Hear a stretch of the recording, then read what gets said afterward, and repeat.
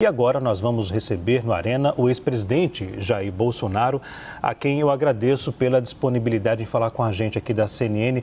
Presidente, boa noite, obrigado pela presença, viu? Boa noite, obrigado pela oportunidade.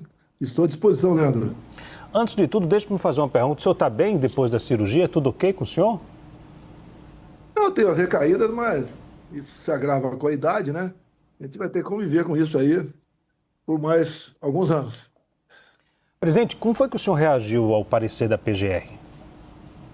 Eu sou indignado. Estou sendo acusado de 5 crimes. 2 sobre deterioração de patrimônio e dano qualificado a patrimônio. Eu estava nos Estados Unidos. O outro, liderar organização criminosa armada, no Rio de Janeiro. Estava nos Estados Unidos. Não houve nenhuma organização criminosa armada aqui. As polícias legislativas da Câmara e do Senado não apreenderam nenhuma arma de fogo. Outro golpe de Estado, num domingo, com o Lula fora. Ou seja, que acusação é essa? Que fumaça é essa? Querem me condenar a 43 anos de cadeia por causa disso? Não houve nem tentativa, nem cogitação de nada. É uma forçação de barra sem tamanho. E daí o pessoal começa a associar ao Trump. O meu filho, Eduardo Bolsonaro, faz um excelente trabalho nos Estados Unidos, conversa com autoridades lá do governo federal, do legislativo, buscando aqui defender a liberdade no Brasil. E, de vez em quando, ele é acusado de se perder lá nos Estados Unidos. Não se perdeu, não. Faz um trabalho responsável com a sua idade, 41 anos de idade.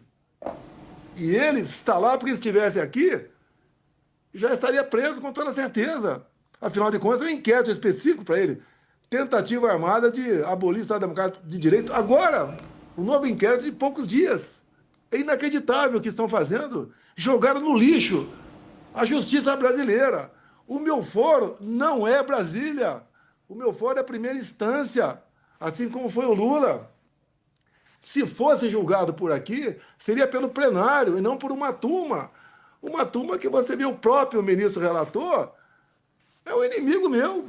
Se declara inimigo meu. Ele é vítima, ele é juiz, é interrogador, é promotor, ele é tudo. Não tem cabimento o que está acontecendo no Brasil. Presidente, deixe-me... Associam isso tudo aqui, as palavras do Trump, estão fazendo uma caça às bruxas, e é verdade. Presidente, deixe-me interrompê-lo. Não é apenas... Fique à vontade para poder responder. Deixe-me somente para poder... eu gostaria de passar também a palavra para outros colegas que estão aqui, que eu acho que tem muito assunto para cada um perguntar. Perdão interrompê-lo, mas o senhor pode seguir com o seu pensamento após a pergunta da nossa Juliana Lopes, pode ser? Pois não, Juliana. Presidente, obrigada aqui pela entrevista. A pergunta é a seguinte, fazendo uma conexão aí com os últimos fatos... Tem um entendimento ali do Congresso Nacional de que não tem andamento do PL da anistia nesse momento, tem uma insatisfação de vários setores aqui no Brasil em relação ao que foi colocado pelo presidente Donald Trump, em relação ao tarifaço. E no Supremo Tribunal Federal, um entendimento dos ministros de que não há caminho ali para que haja essa liberdade que o senhor está comentando agora. Diante disso, presidente, não seria ruim esse movimento que está sendo feito por Eduardo Bolsonaro lá fora em relação à taxação? E qual é o caminho que o senhor enxerga, então, para que essa liberdade colocada pelo senhor realmente aconteça, se não há uma sinalização aqui do Brasil de que isso, de fato, vá para frente?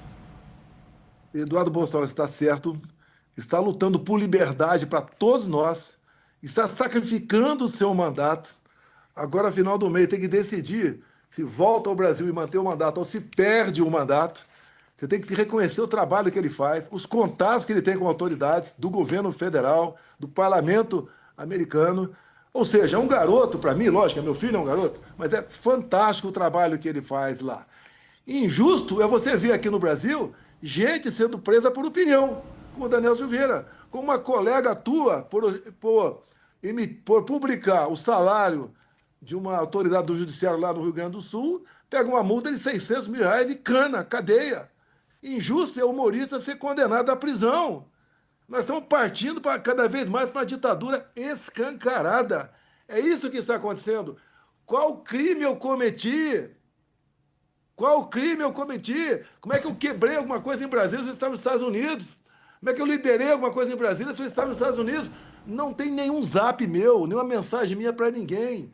Dia 30 de dezembro, eu parti, fiz uma live e parti. Falei que iríamos voltar, que não éramos igual à esquerda, respeitávamos a Constituição, jogava dentro das quatro linhas, respeitava a família.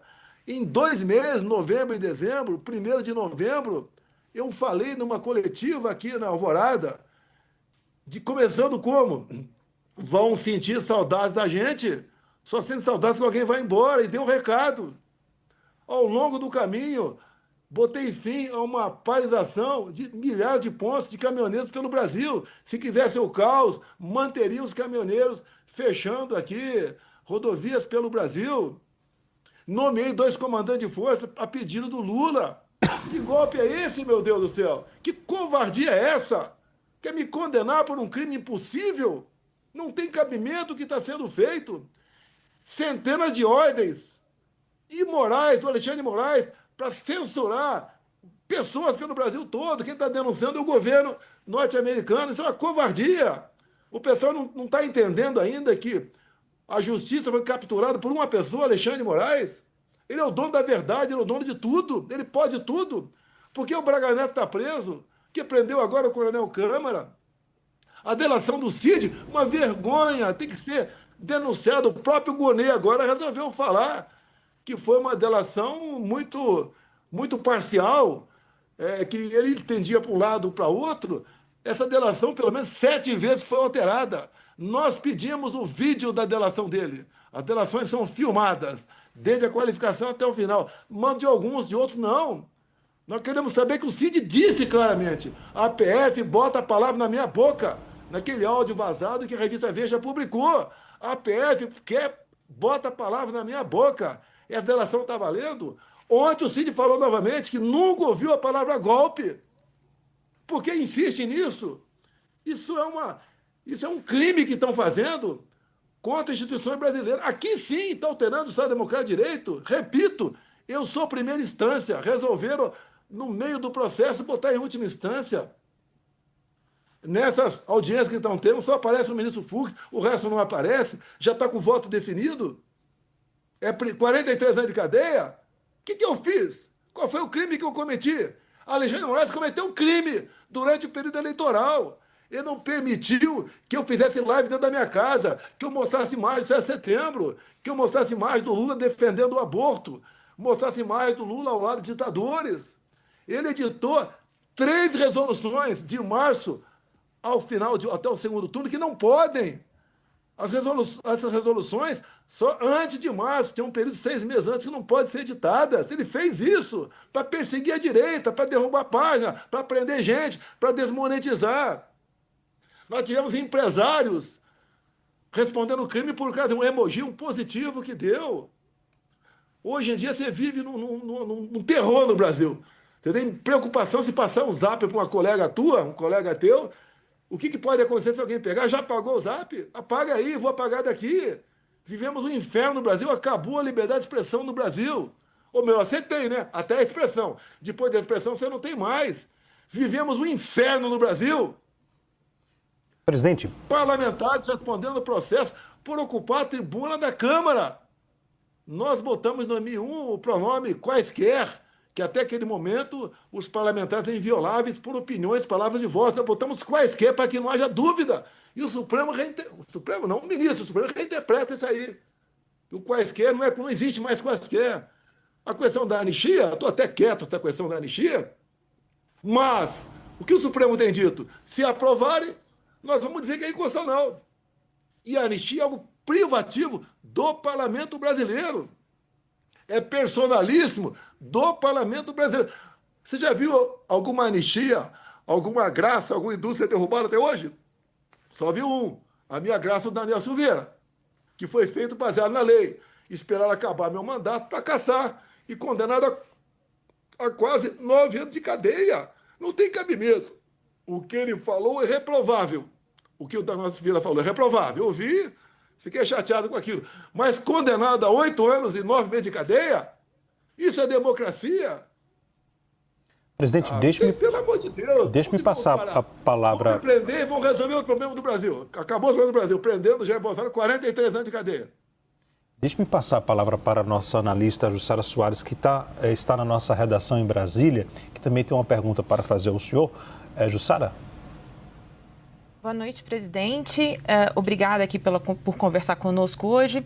Presidente, a partir hoje desse relatório dessas alegações finais da Procuradoria-Geral da República e pegando o fato de Eduardo Bolsonaro estar em contato com o entorno e com a Casa Branca, o senhor imagina que o senhor pode ser preso e, se isso acontecer, o senhor cogita pedir asilo aos Estados Unidos?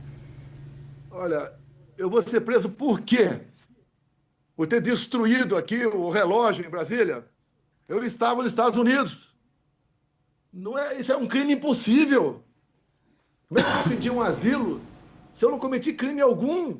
O próprio Trump tem dito, é caça às bruxas.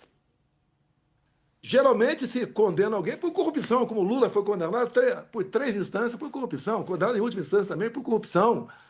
E não eu. Eu fiz a coisa certa, eu conduzi o Brasil com zelo. Isso atrapalhou o sistema. Botei quase um ponto final na corrupção e muita gente que roubava aqui no Brasil deixou de roubar. E eu sou um cara que não posso voltar. Porque eu, elegível, ganho as eleições. Se eu tivesse 3, 4% em pesquisa, teriam me esquecido num canto. Mas como eu tenho 40% e ganho do Lula no primeiro e segundo turno, precisam manter a mentira daquela acusação da inelegibilidade, reunir-se com embaixadores. Lula se reuniu com quem no Morro do Alemão? Abuso de poder econômico. Eu ocupei o carro de som do Silas Malafaia no 7 de setembro, deixei a faixa lá no palanque e ocupei a tribuna. A esplanada parecia uma plantação de girassóis. Não pude mostrar as imagens por ocasião das eleições. Fui perseguido pelo Alexandre de Moraes durante as eleições. Ele me tirou o mandato. Com essas proibições, com essas ilegalidades, como, por exemplo, as resoluções. Pois não. Não, presidente, só para saber, o senhor cogita, caso tenha alguma determinação de prisão? Não cogito pedir asilo em lugar nenhum. Não cogito nada. Não cogito nada. Tá? Não sou criminoso, criminoso é quem está me perseguindo. O senhor, portanto, presidente, irá enfrentar o processo até o fim? Vou enfrentar o processo. Vamos ver até onde eles vão. Estão correndo com o processo. É 5 dias de prazo, é 15 dias, é mais 5, é agora. Testemunhas que eu indiquei, por exemplo, Giuseppe Giannino como testemunha. Eu tinha obrigação de levar o Giuseppe Giannino, que era o diretor de TI lá do TSE, para o Supremo. Como é que eu vou levar? Só se eu laçá-lo, prendê-lo e levá-lo amarrado para depor. E tinha que ser o contrário. A testemunha tinha que ir por decisão do juiz, e não minha. E o Giuseppe Giannino é um cara que mexia lá com os computadores do TSE. Eu tinha perguntas para ele para realmente, associado ao inquérito 1361, colocar numa situação complicada. Nós queremos paz, queremos tranquilidade, queremos eleições limpas, transparentes. Olha quem entrou com a ação de por ter criticado as urnas, que eu me tornei uma das inegibilidades, foi o Carlos Lupe. Entra vocês agora aí no Facebook do Carlos Lupe. Em 2017, 2018, ele veiculou na propaganda eleitoral gratuita 30 segundos. Ele termina, o Carlos Lupe, 30 segundos. Sem a impressão do voto, não há possibilidade de recontagem. Sem recontagem, a fraude impera. Carlos Lupe, olha, o que vale é quem está na capa do processo. Se alguém da direita falar isso, está preso. O Lupe está livre, leve e solto, e agora está livre também de responder qualquer processo sobre roubo de velhinhos do INSS. E querem me condenar por essa fumaça, que é golpe de Estado. Sempre joguei dentro das 4 linhas. Golpe de Estado negado pelo atual ministro da Defesa, Zé Múcio, negado pelos ex-ministros. Aldo Rebelo, Nelson Jobim, José Sarney, o próprio Temer. Isso não foi golpe em Rio de Janeiro. Ninguém dá golpe com velhinhos, com pessoas idosas, com Bíblia embaixo do braço, sem armas. E golpe é um negócio, você tem que ter apoio popular, você tem que fazer conjectura com o parlamento, com o empresariado, com gente do agro, com gente de dinheiro fora do Brasil. Golpe não é isso. Inventaram um golpe.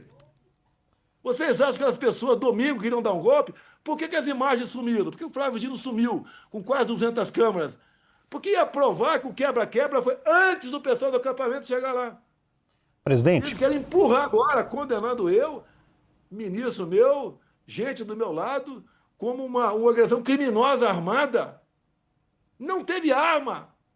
Chamar de Orcrim isso. E dizer, olha só, no relatório da Polícia Federal, eu não estou no 8 de janeiro. O senhor Gonê me botou no 8 de janeiro. Presidente, deixe-me passar a palavra também. Isso não é julgamento, isso é um linchamento. É um linchamento que está acontecendo. Deixe-me passar a palavra também ao nosso analista Pedro Venceslau, que tem uma pergunta para fazer. Pedro? Boa noite, presidente. Uma pesquisa da Atlas Intel de hoje mostrou que 62% dos brasileiros acham a tarifa injustificada e 36,8% justificada. Essa mesma pesquisa apontou que 36,9% dos brasileiros apontam a atuação da família Bolsonaro na questão da tarifa. O presidente Lula, por sua vez, recuperou parte da sua popularidade, segundo a pesquisa, depois da questão da tarifa, e a gente vê um certo clima de unidade nacional em torno do presidente da República. O senhor não avalia que a tarifa de Donald Trump acabou beneficiando o presidente Lula e tirando a anistia da pauta, em vez do efeito contrário? Só para quem é desinformado. A própria carta do presidente Trump, ele fala sobre liberdade de expressão, fala de comércio de empresas brasileiras aqui com o Brasil e cita o meu nome como caça às bruxas. Ninguém está vibrando com a taxação de 50%, que vai vir um caos para cá. E pode aumentar isso tudo, porque o Lula continua falando besteira. Ele agora, a brincadeirinha dele, ele vai comer jabuticaba, né? Não chupa, lá com o Trump. Ele, inclusive, hoje, a ONU, o chefe da ONU falou o quê? Que o Brasil não continua fazendo negócio com a Rússia, que faz negócio com óleo diesel e faz negócio com fertilizante. Senão essa tarifa vai passar para 100%.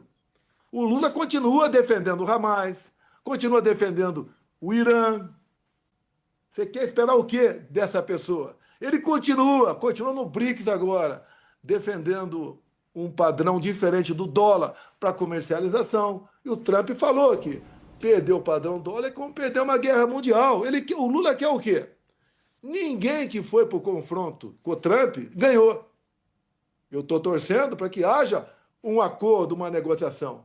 Quem está botando na mesa certas condições é o presidente Trump, no que ele tem escrito em suas cartas. Hoje tem mais uma fala dele. Fala que eu sou um cara honesto, um negociador duro, tá? Que ele tem simpatia por mim, que eu não sou o que estou sendo acusado. Ele não acredita em golpe de Estado, só acredita um alienado.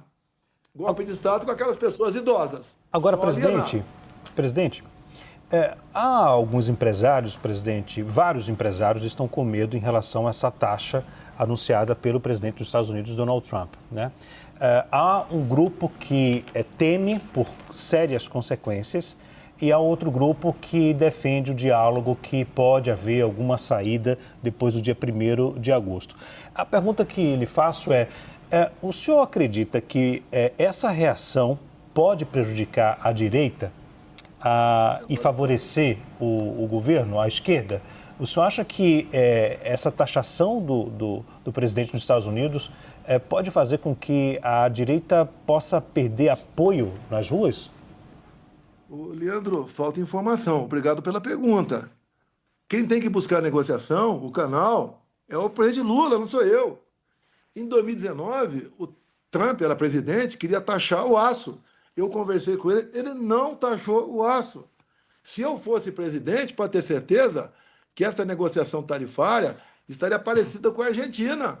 Lá o Milei conseguiu não taxa zero para 80% do exportado e os 20% restantes em torno de 10%. Está excelente para a Argentina. Agora o Lula continua batendo a tecla. Por que o padrão dólar tem que perseverar? Eu condeno o ataque dos Estados Unidos ao Irã. O Lula continua dizendo, está havendo genocídio para de Israel na faixa de Gaza. O que nós podemos esperar de um presidente que manda seu vice na posse de uma autoridade do Irã, ao lado de 5 terroristas 4 já foram eliminados. Tá? Esperar o quê de um presidente desse? Que se alia ao pior das ditaduras do mundo. No BRICS agora virou uma reuniãozinha também de pequenos ditadores. Ali está entrando a ditadura criminosa de guerra do mundo todo. Agora, O presidente... Trump não gostou, obviamente, e houve a sanção também em função disso, quando ele vai para a Rússia, no dia da vitória, em vez de estar no aterro do Flamengo, vai lá no dia da vitória, está ao lado do Putin, com ditadores e criminosos de guerra ao seu lado. Você quer o quê? O Brasil se afastou dos valores americanos, o Brasil está ao lado da ditadura, o Brasil está ao lado de terroristas. O que pode sobrar para a gente? Isso que está acontecendo. Querem me culpar? Eu estou taxando o Brasil? Eu estou vibrando com taxação? Não. Agora, o Brasil tem como chegar à solução disso. O Trump está mostrando o que ele quer. É só o Brasil fazer. E nós todos queremos. Presidente. Eu espero que até o dia 1º de agosto, né, isso seja resolvido. Presidente, a Juliana tem uma pergunta também para fazer, Ju? Nessa mesma linha, se a gente tem uma dificuldade de articulação do presidente Lula, não seria o senhor essa ponte para pedir ali ao presidente Trump que volte atrás, que recue, ou o Eduardo Bolsonaro? O senhor pretende conversar com o presidente Donald Trump diante de vários setores aqui reclamando desse tarifaço? Eu vou acrescentar. Olha, me dê o passaporte. Presidente, peço perdão. Me restitua o passaporte que eu converso. Agora, quem é o presidente é o Lula, não sou eu. Presidente, ele é que tem que buscar alternativa. Acrescentando a fala da Juliana, presidente, eu me referi aqui à pergunta, o agro é um segmento que apoia o senhor, né? Desde lá atrás, durante o governo. O senhor não pode criar um mal-estar com esse setor? Essa pergunta que foi direcionada com esse sentido, em relação a um grupo que apoia o senhor hoje, que pode ser prejudicado de acordo com o anunciado pelo presidente dos Estados Unidos. Leandro, começo de 22, o agro ia colapsar, falta de fertilizantes. Eu peguei um avião, conversei com o Trump por 3 horas. Em menos de um mês chegaram quase 30 navios aqui com fertilizante no Brasil. E eu negociei parte do óleo diesel para cá com o presidente Trump, o presidente Putin, sem problema nenhum. Só que esse cara que está no governo agora, esse desocupado que está no governo agora, ele não quer conversar. Ele se aliou com ditaduras, se aliou com o que há de pior no mundo. E a consequência não sou eu não pedi taxação nenhuma. A decisão foi do Trump. Nós sabemos que ele age, né, muitas vezes de forma instintiva até. Eu sou eternamente grato ao Trump. Eu gosto dele, da maneira dele negociar, de conversar. Eu não pedi taxação nenhuma. Todo mundo vai sofrer, não é só o empresariado, não. O pessoal embaixo, aqui na ponta da linha, o mais pobre, vai sofrer também, porque vem inflação aí, vem queda do PIB, vem fuga de investimento. Agora, está passando o tempo e o governo atual continua fustigando, em vez de buscar uma conversação. Comigo nem teria ocorrido isso. Eu, presidente, não teríamos esse problema, como eu dei o exemplo do aço lá atrás. A Jussara tem uma outra pergunta. Eu queria só fazer A Juliana, por favor, Juliana. O Eduardo está negociando. O Eduardo é um excelente garoto, meu filho, responsável, tá dando o melhor de si, sacrificou a tua vida, está sacrificando o teu mandato para buscar uma alternativa. E está conversando com gente do parlamento e do governo Trump. Parabéns, Eduardo. Para pedir um recuo, né, presidente? Então, o Eduardo está pedindo esse recuo. O senhor pretende pedir o passaporte para também ir aos Estados Unidos? Me dá o passaporte que eu ando pelo mundo. Pronto. Eu estou aqui sendo tratado como bandido há 2 anos, como bandido. Busca e apreensão aqui na minha casa, aqui, por cartão de vacina. E o Gonê mandou arquivar a questão de vacina a meu respeito. Não tem nada de vacina a meu respeito. Fui acusado de tudo que se possa imaginar. Agora está nessa mentira, nessa farsa do golpe. Quando há uma tentativa de golpe em qualquer lugar do mundo, em poucos minutos todo mundo fica sabendo. No Brasil, ninguém sabe ainda que, segundo o Alexandre de Moraes e o Gonê, houve uma tentativa de golpe. Ninguém sabe ainda.